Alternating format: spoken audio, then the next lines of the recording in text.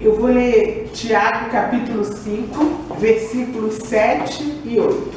Diz assim: Sede, pois, irmãos, pacientes, até a vinda do Senhor. Eis que o lavrador aguarda com paciência o precioso fruto da terra, até receber as primeiras e as últimas chuvas. Sede vós também pacientes e fortalecei o vosso coração, pois a vinda do Senhor está próxima. Quando nós olhamos as coisas que estão acontecendo hoje, e quando nós as confrontamos com a Bíblia Sagrada, de modo específico com o capítulo 24 do Evangelho de Mateus, onde está inserido o sermão profético de Jesus, eu não tenho a menor dúvida, não tenho o menor receio em afirmar que nós estamos às vésperas de um acontecimento que vai fazer abalar o planeta Terra. E esse acontecimento não vai ser científico, também não vai ser tecnológico, não vai ser o surgimento de um gênio, nem uma invenção revolucionária, mas vai ser um acontecimento espiritual. E como não poderia deixar de ser, trata-se da vinda do nosso Senhor Jesus Cristo para o arrebatamento da igreja. Quando nós folheamos a Bíblia, nós vamos encontrar registrado que Jesus já veio uma vez. Na linguagem do apóstolo João, o Verbo se fez carne e habitou entre nós, cheio de graça e de verdade. E quando Jesus veio pela primeira vez, ele veio pobre. O apóstolo Paulo diz que Jesus, sendo rico, se fez pobre, para que, por sua pobreza, nós nos tornássemos ricos. Quando ele veio pela primeira vez, ele veio para ser crucificado, veio para derramar o seu sangue para a remissão dos nossos pecados. Quando ele veio a primeira vez, ele veio, como ele próprio disse, está escrito lá em Lucas 19, veio para buscar e salvar o que se havia perdido. Mas agora vai ser diferente. Aquela criança da manjedoura, o filho do carpinteiro de Nazaré, o profeta da Galileia, ele virá na glória do Pai. Ele virá para ser admirado e glorificado por aqueles que já lavaram as suas vestes no sangue vertido na cruz. Um arcanjo anunciará a sua chegada. Os anjos formarão o seu cortejo. E ele virá com poder e grande glória. E este é o acontecimento mais esperado na vida daquele que crê em Jesus. Eu posso assegurar hoje que aquele que crê verdadeiramente em Jesus, o crente que está preparado para a segunda vinda de Jesus, pode estar passando a maior prova da sua vida, pode estar passando a maior luta, pode estar vivendo dias muito difíceis, pode até estar sendo perseguido, caluniado, incompreendido, mas quando ele se lembra de que o Senhor vem buscá-lo, não há nada que o impeça de alegrar-se e de glorificar a Deus. Porque essa é a maior esperança do crente nascido de novo em Jesus. Qual é a sua maior esperança? Essa é a esperança que tem alimentado a igreja por mais de 2 milênios. Nós estamos aguardando a volta do Senhor Jesus Cristo. E somos o único povo da terra que aguarda com esperança e com certeza a vinda do seu Senhor. Porque se você sair por aí afora, perguntando às pessoas que pertencem a diversas crenças e credos, elas não vão pensar assim. Se você perguntar a um budista se ele tem esperança de que Buda venha para arrebatá-lo, ele vai responder que não. Se você perguntar a um discípulo de Confúcio, ele também vai dizer que não espera por ele. Se você perguntar a um espírita se ele tem certeza de que Allan Kardec fará alguma coisa por ele, ele vai dizer que não. Se você perguntar a um muçulmano, ele também vai dizer que não tem esperança de que Maomé vai fazer alguma coisa por eles. Mas se você perguntar a um crente, nascido de novo, crente, qual é a tua maior esperança? Ele não vai responder ter uma casa, um carro, casar, ter filhos. A maior esperança do crente nascido de novo é a volta do Senhor Jesus Cristo. Quer os homens creiam ou não, a nós não interessa. Quer as pessoas zombem de nós, como certamente zombaram de Noé, quando ele anunciava o dilúvio, não importamos. Nós temos essa certeza de que Jesus virá outra vez. O meu coração se enche de alegria, porque este dia não está longe. Você pode fazer planos para médio e longo prazo na sua vida, mas não sei se seus planos a médio e longo prazo vão se cumprir, porque tudo está mostrando que Jesus está vindo para buscar a sua igreja. Amém. Não seja como os ímpios, que planejam sua vida neste mundo como se fossem ficar aqui o resto da eternidade. Prepare-se para a eternidade. Tudo que Jesus falou em resposta à pergunta dos seus discípulos, lá no Monte das Oliveiras, está se cumprindo. Mas que pergunta foi essa? O que foi que eles perguntaram a Jesus? Eles perguntaram a Jesus que sinais haveriam antes da sua vinda. E ali Jesus deixou em resposta a essa pergunta dos seus discípulos que haverá pelo menos 5 tipos de sinais. Ele explicou que deveríamos estar atentos a 5 tipos de sinais que antecedem a sua vinda em glória, e todos eles estão se cumprindo. O primeiro tipo de sinal foi o religioso ou espiritual. Ele disse: surgirão falsos cristos, surgirão falsos profetas. E o que é que nós estamos vendo hoje? Eles se proliferam com uma doutrina vinda dos infernos, que nada tem a ver com a doutrina bíblica. Cada falso Cristo que aparece é sinal de que a igreja está se despedindo da terra. É sinal de que a vida de Jesus está cada vez mais próxima.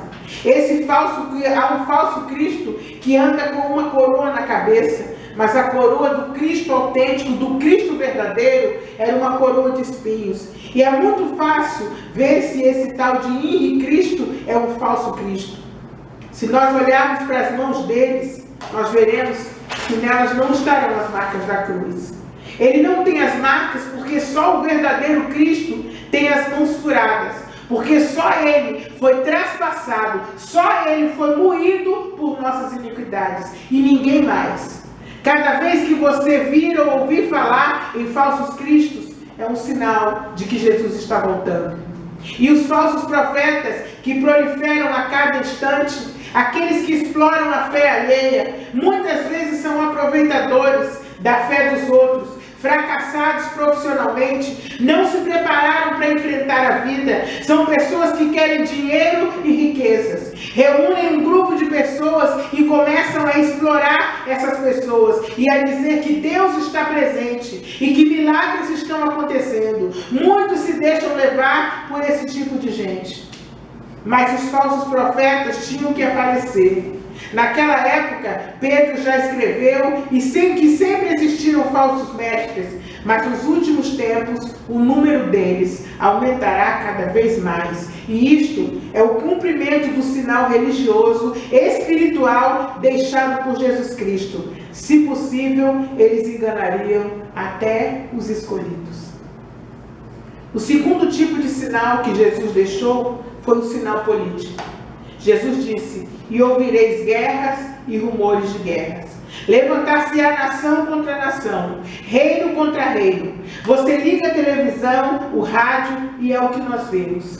Eles guerreiam nações umas contra as outras, guerreiam facções umas contra as outras, facções contra o Estado, dentro de áreas urbanas, nas grandes cidades. E você pode dizer: mas guerra sempre houve. Eu concordo com você.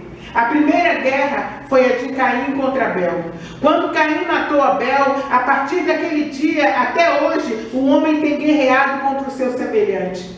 Só que nesses últimos dias, as guerras se sucedem numa rapidez impressionante. Hoje, as guerras são combinadas pela internet. Líderes são depostos e outros tomam o poder. Os homens, os líderes, principalmente de grandes potências, investem mais em armamentos do que em habitação ou em saúde. Eles se reúnem em conferências de paz, assinam tratados de paz e quando saem dali, se preparam para a guerra. Existe hoje a chamada guerra nas estrelas. E até crente tem medo dessa guerra nas estrelas. Mas eu quero te dizer hoje, você que é nascido de novo, você que está esperando a volta do Senhor, ainda que haja uma guerra nas estrelas, ela não vai atingir a igreja. Sabe por quê? Porque aquele que vem buscar a igreja mora acima das estrelas. E Jesus não prometeu buscar a igreja e levar para um planeta qualquer. Ele vem buscar a igreja para levá-la para a casa do Pai. E lá em Apocalipse 21 está escrito: e lhes enxugarei dos olhos toda lágrima, e a morte já não existirá. Aleluia! Já não haverá luto, nem pranto, nem dor, porque as primeiras coisas passaram. E aquele que está sentado no trono disse: eis que faço novas todas as coisas. E acrescentou: escreve, porque estas palavras são fiéis e verdadeiras. O terceiro tipo de sinal que Jesus deixou foi um sinal físico. Ele disse: haverá terremotos. Jesus disse em várias partes do mundo. E o que é que estamos vendo? Ultimamente, não faltam notícias sobre desastres naturais, especialmente terremotos, furacões, tsunamis. Em 2016, houve o furacão Matthew do Haiti. Ele foi marcado por desastres naturais que causaram mortes e devastação em várias regiões do planeta. No dia 16 de abril de 2016, no Equador, houve um terremoto de 7,8 graus na escala Richter, 659 mortos e 26 mil feridos e desabrigados. 2 terremotos na Itália, um no dia 1º de agosto, 6 graus na escala Richter, abalaram a parte central do país, 300 mortos. 26 de outubro, o segundo terremoto, 6,1 graus na escala Richter, e foi sentido em nações vizinhas também. Fim de setembro, o furacão Matthew no Caribe, nos Estados Unidos, e ele ficou andando de 28 de setembro a 10 de outubro, e atingiu Cuba, Jamaica, Bahamas, República Dominicana, Haiti, e as ventanias passavam de 232 km por hora. Mais de 1.000 mortos, dezenas de milhares de desabrigados. Em novembro, o furacão Otto passou no Panamá e deixou vários mortos. No Japão, um terremoto de 6,4 graus na escala Richter no sul do país provocou uma tsunami. Em 7 de dezembro, na Indonésia, 100 mortos e centenas de feridos. Um outro. Em 2017, nós já tivemos um furacão dia 8 de fevereiro, no Paquistão, nas Filipinas, dia 10 de fevereiro, na Itália, dia 15 de fevereiro, no Chile, dia 16 de fevereiro, no norte do Chile, 5,2 na escala Richter, 16 de fevereiro, na Argentina, 6,3 na escala Richter, 18 de fevereiro, e na Bolívia, 21/2, 6,5. Cada terremoto que se tem notícia é Tiago dizendo: a vinda do Senhor está próxima. O quarto tipo de sinal que Jesus deixou é o que antecede a sua vinda, foi o sinal social. Olha o que Jesus disse: haverá fome e haverá peste. E é isso que está acontecendo. Por causa das plantações de soja e de cana para a produção de biocombustível, as pessoas estão deixando de plantar alimento. E já se fala numa grande fome em um futuro próximo. Hoje ainda eu ouvi falar sobre isso. E a peste? E as doenças? Os alimentos cheios de agrotóxicos. E veio o câncer, a AIDS, os vírus diversos. E com todo o avanço da ciência, ainda não encontraram um meio para acabar com as pragas. Os cientistas se trancam em seus laboratórios para tentarem aniquilar alguns vírus e para conter ou deter o câncer. Tudo em vão. Os governos e outros organismos internacionais e nacionais investem milhões no combate a essas outras doenças que constituem epidemias mundiais. Tudo em vão. As propagandas ajudam a aumentar a prostituição e a disseminação de doenças. Os governos incentivam o uso da camisinha e da seringa descartável. Se usar ambos, segundo a propaganda, estará livre da AIDS. Eles chegaram ao cúmulo de fazer uma propaganda com os seguintes dizeres: põe a fé na camisinha. Isso não é campanha contra nada, isso é incentivo à prostituição e ao uso de drogas. Ao invés das pessoas serem ensinadas a não se prostituírem e não viverem em promiscuidade, as pessoas estão sendo ensinadas a colocarem sua confiança, a sua fé em método contraceptivo falho. O quinto tipo de sinal que Jesus deixou e que antecede a sua vinda e que nos mostra que estamos no limiar de um novo dia é o sinal moral. Jesus disse que por se multiplicar a iniquidade, o amor de muitos esfriará. Primeiro vamos ver o que é iniquidade e depois o que acontece quando o amor esfria. O que é iniquidade? Iniquidade significa transgressão da lei. Iniquidade é pecado. Os homens estão transgredindo as leis, não apenas as humanas, mas também as divinas. Eu fico imaginando se os habitantes de Sodoma e Gomorra fossem a um sambódromo ou a um baile gay, ou um baile funk, eles ficariam vexados e se sentiriam inocentes. Estamos vivendo aqueles dias que Paulo disse que o que eles fazem em oculto, até dizê-lo, é torpe. Cada tremor de terra, cada ato torpe, não é nada mais, nada menos do que os clarins do céu dizendo que a vinda do Senhor se aproxima. Quando o amor esfria, há insensibilidade. Insensibilidade física é um dos sintomas da lepra. Aparece uma mancha no local e o local da mancha se torna insensível. Lepra é um dos símbolos do pecado na Bíblia. Insensibilidade espiritual acontece quando a sua consciência não o acusa de nada. É uma doença na alma.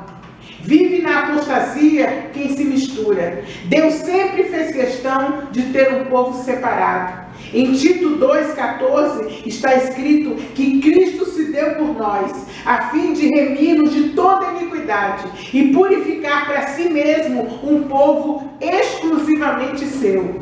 Valorize a sua salvação, porque ela custou muito caro. O que é especial tem valor. Você é precioso para Deus e tem valor. Exclusivo é o que foi feito só para você.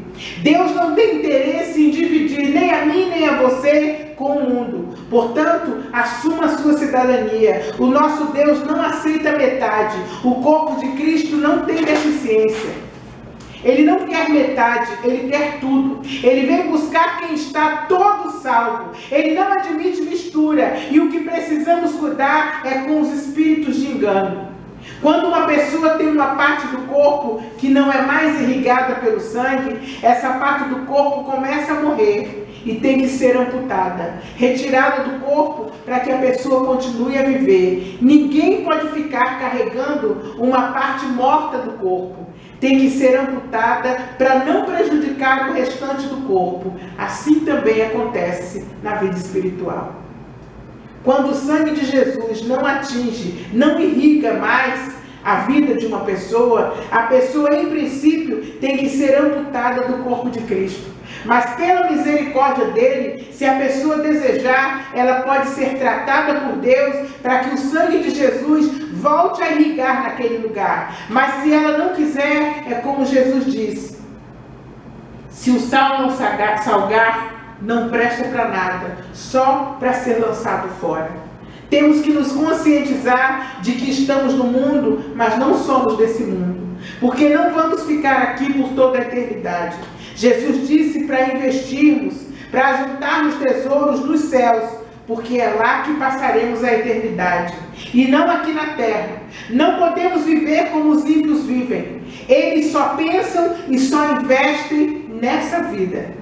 E hoje, tudo que é do mundo, a igreja quer imitar. Temos funk gospel, boate gospel, festas pagãs gospel de todo tipo. Tudo que o mundo faz é só colocar o nome gospel na frente e as pessoas acham que está tudo santificado. Festa junina gospel. Não se esqueçam de que as festas juninas são em homenagem aos santos. E muitas vezes nós esquecemos. E aí penduramos umas bandeirinhas na igreja, chamamos de festa junina gospel e estamos ali fazendo as mesmas coisas. Somos estrangeiros e peregrinos. O peregrino anda pelo mundo e tudo que ele tem anda com ele.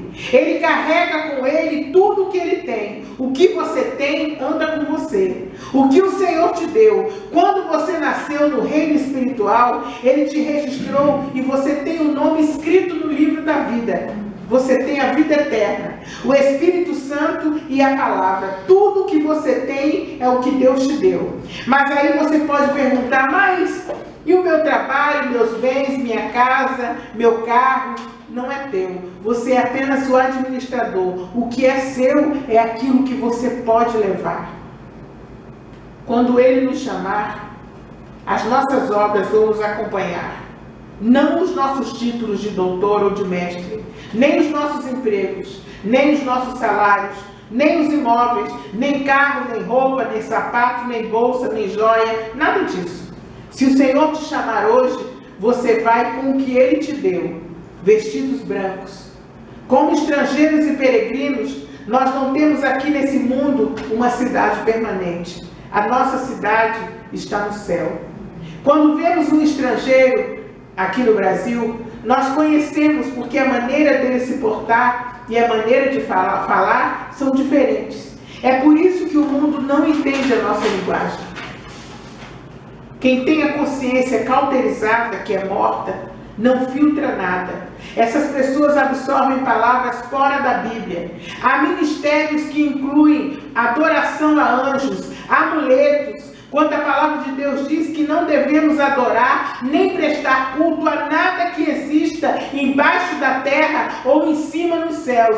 Anjo não é Deus. São seres criados por Deus para uma finalidade que está descrita em Hebreus 1:14. Os anjos servem. Não precisamos andar com pano ungido, rosa ungida, cruz ungida, porque nós somos os ungidos de Deus.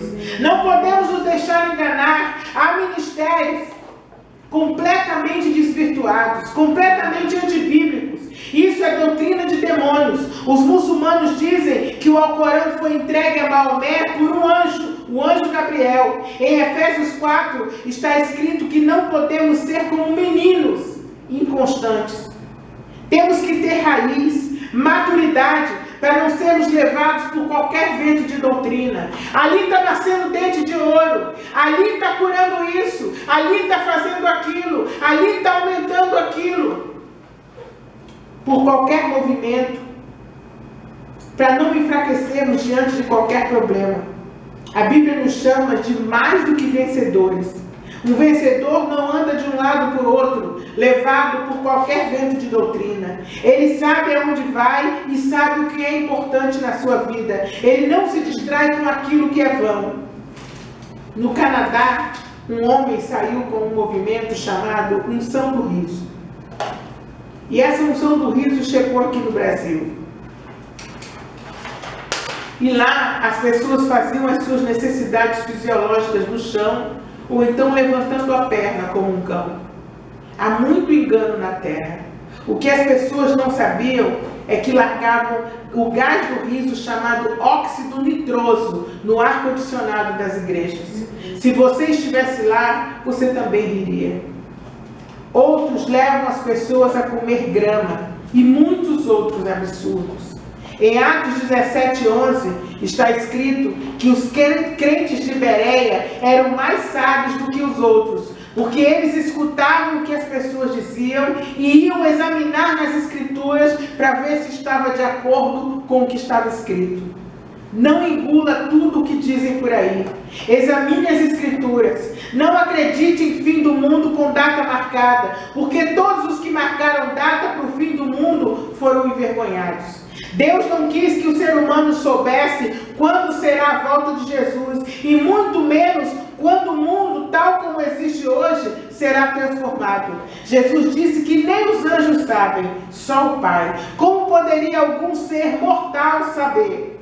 Há pessoas dizendo o dia e a hora da volta de Jesus. Engano, fuja delas. Em 2 Timóteo 4 está escrito: conjuro-te perante Cristo Jesus, que que há de julgar vivos e mortos, prega a palavra, insta, quer seja oportuno ou não, corrige, repreende, exorta, porque haverá um tempo em que não suportarão a sã doutrina. Pelo contrário, cercar-se-ão de mestres segundo as suas próprias cobiças, como que sentindo coceira nos ouvidos, e se recusarão a dar ouvido à verdade, acreditando em fábulas.